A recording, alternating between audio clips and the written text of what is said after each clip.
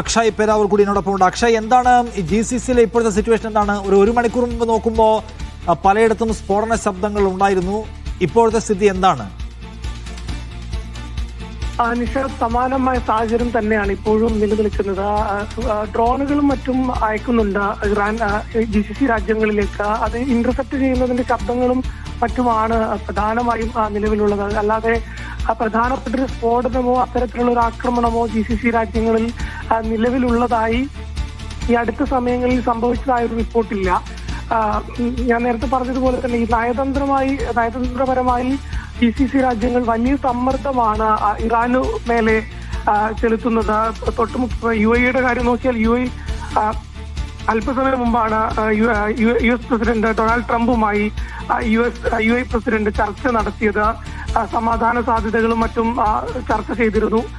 അതുപോലെ തന്നെ ഇറാനിലെ എംബസി UAE അടക്കും എന്നുള്ളൊരു തീരുമാനത്തിലേക്ക് UAE എത്തിയിരുന്നു. അതുപോലെ തന്നെ ഇറാന്റെ അംബാസഡറെ വിളിച്ചു വരുത്തി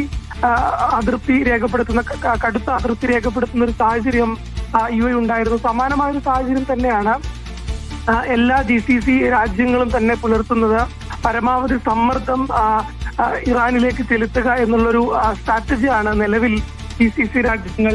അത് ഒരു പരിധിവരെ വിജയകരമായി എന്ന് തന്നെ വേണം ഇറാന്റെ ആക്രമണങ്ങൾ കുറച്ച ഒരു നടപടി കാണുമ്പോൾ നമുക്ക് മനസ്സിലാക്കാൻ കഴിയുന്നത്. UAE സംബന്ധിച്ചിടത്തോളം ഇന്നലെ രാത്രി അബുദാബിയിലെ ആമസോണിന്റെ ഡാറ്റാ സെന്റർ നേരെ ഒരു ആക്രമണം നടന്നു എന്നുള്ളൊരു വാർത്ത അന്താരാഷ്ട്ര മാധ്യമങ്ങൾ റിപ്പോർട്ട് ചെയ്യുന്നുണ്ട്. എന്നാൽ അത് ഔദ്യോഗികമായി ഇതുവരെ UAE സ്ഥിരീകരിച്ചിട്ടില്ല. അത് മാത്രമല്ല, ഇന്നലെ രാത്രി മറ്റാക്രമണങ്ങൾ നടന്നതായോ മറ്റോ ഇതുവരെ ഔദ്യോഗികമായി UAE സ്ഥിരീകരിച്ചിട്ടില്ല എന്നുള്ളൊരു കാര്യം കൂടി ഉണ്ട് നിഷാദ്.